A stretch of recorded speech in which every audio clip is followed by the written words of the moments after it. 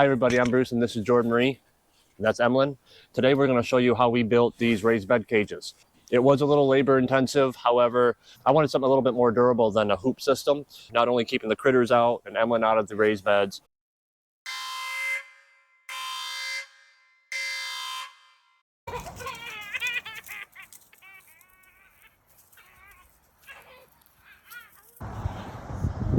Go wee! Good job. Oh, then Emlyn gives you kisses. Whoa! Oh, more kisses. George! Emlyn! She gets you. Alright, I'll help you. Oh! Gotta watch those wiener dogs. They get no faces. Yeah. So these cages here, I can not only drape my greenhouse plastic on, but also my shade cloth in the summer. So join us today if you'd like to find out how we built these raised bed cages and why we built them the way we did. Are you ready to work? You got your hammer? All right, some of the supplies we're going to need for this project include the hardware cloth, and for this video we're going to be using the 2-foot tall roll. I do recommend at the very least an electric stapler for securing the hardware cloth to the frame. Also, metal cutters, the 2" by 2" by 8 foot long lumber, 2.5" screws, 1/8" wood drill bit, optional corner braces and wood screws to secure them, and the staples. You will also need a pair of gloves for handling the hardware cloth and a pair of needle nose pliers to remove any misfires from the staple gun. It is important to note that when measuring each of the enclosure frame boards that we are doing so with the purpose to stagger each board to the next for greater stability.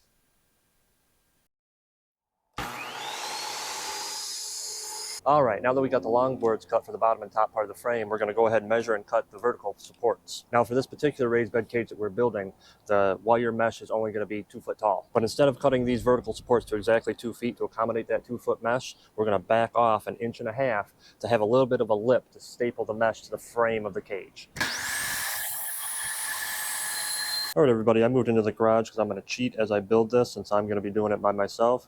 Jordan Marie isn't much of a helper when it comes to holding boards straight, so we're going to do this solo today. I'm going to use this to support the vertical boards. Now, since I will be using this raised bed frame that's sitting here drying with the linseed oil on it, I did want to show you the difference between the boards without linseed oil on them versus the boards that have been coated with linseed. That the linseed oil does change the color a little bit to a golden color versus the stark white, just normal pine boards. But I also want to, before we start drilling into these boards and start assembling the frame, I want to show you exactly how I'm going to build them. So as you can see here, these 2 screws are offset because you have to remember you're going to be screwing into the vertical board as well as screwing this board into the other frame board. So you have to account for space for the screws to go through.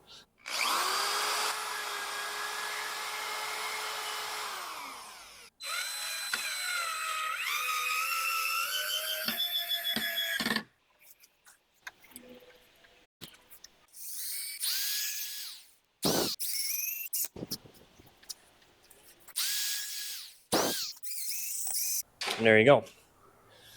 Now remember, you stagger your boards, right? So this board goes all the way through, this one stops short.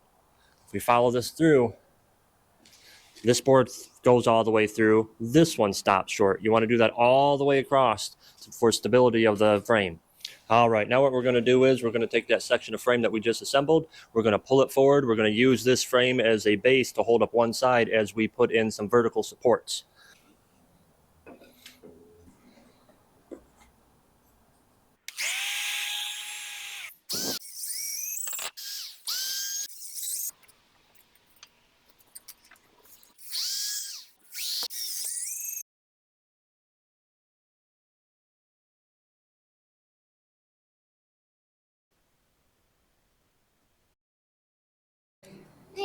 All right, do you remember how to do it?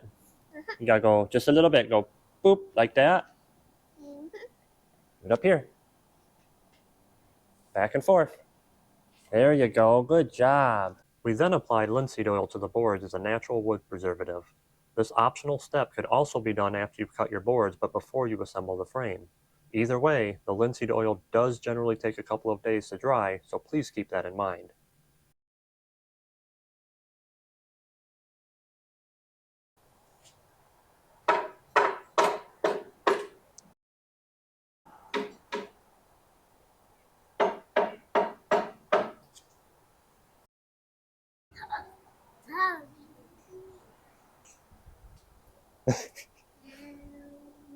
Oh, you gave him a kiss? You're so nice. Oh, and a hug? Oh, I'm sure they really appreciate that. Blow him a kiss too. Oh. Ah, you're so nice. Oh, and another hug. Can I have a scoop, please? Thank you.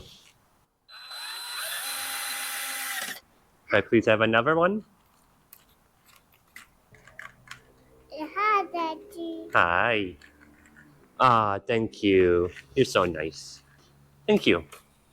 I chose to install 1-inch corner braces connecting each of the vertical supports and attach them to both the top and bottom of the frame to maximize stability as well as durability when maneuvering the enclosure on and off the raised bed. However, this is completely optional. Push it up. Can you do it? Keep pushing. Good job. Look at you. You did it. Here, I got crafty and rigged up the hardware cloth by running an old broom handle through it and stabilized that handle at both ends so the hardware cloth would unspool efficiently. When applying the hardware cloth to the frame of the raised bed enclosure, tip the enclosure on its side and then unspool the hardware cloth. Make sure the hardware cloth is aligned to the frame as straight as possible before you staple it into place.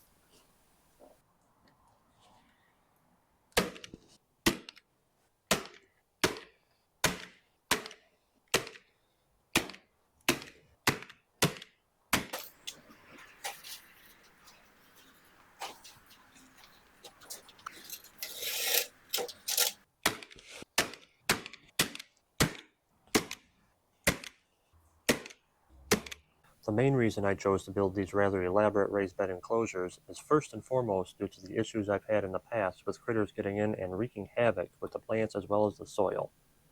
In the past, deer would jump the neighbor's chain link fence into our yard, so I rigged up a fence around the entire garden space, which kept them out. However, critters like small rabbits and pesky chipmunks would still make it into the raised beds.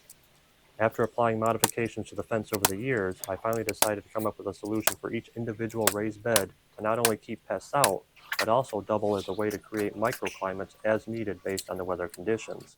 These enclosures will provide us the durability we need to manage the changing requirements within our raised beds. Another thing to possibly consider is how you want the roof system on this raised bed cage to work for you guys. I'm going to have a removable roof. That way the cage can sit on the frame of the bed without me having to remove it on and off all the time. I can just pick up the lid, set it down, access the fruit, the veggies, weed, water as needed, and then put the lid back on.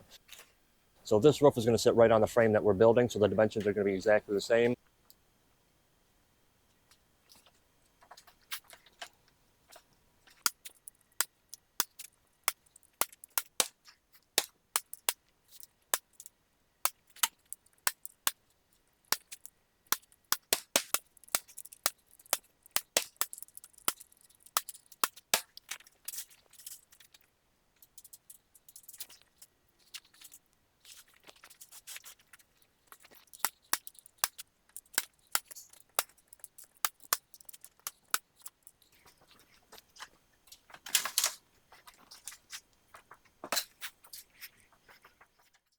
In an upcoming video, we're going to show you how we slightly modify these enclosures to attach our greenhouse plastic to create microclimates.